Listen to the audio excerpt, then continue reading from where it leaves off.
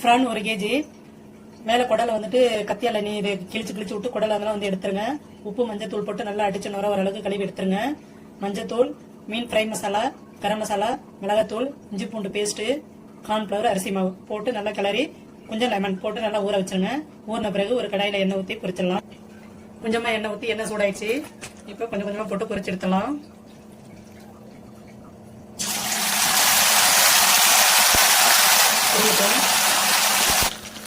நான் வந்து கடலை எண்ணெய் தான் யூஸ் பண்றேன். நீங்க எந்த எண்ணெய் வேணாலும் யூஸ் பண்ணிக்கோங்க. கடலை எண்ணெய் வைக்கிறதுனால வந்து நிறைய நுர பொங்கி வருது. கொஞ்சம் கொஞ்சமா கிளறி விட்டலாம். மசாலா ஒட்டாத அளவுக்கு நல்லா வேகட்டும்.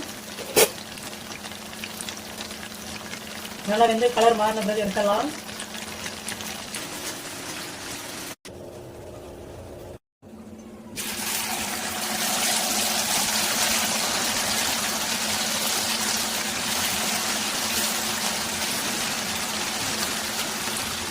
நல்லா புரியட்டும். இடையில கிளறி விடுங்க. நல்லா வெந்துருச்சு. எல்லாத்தையும் அரைச்சி எடுத்தாச்சு.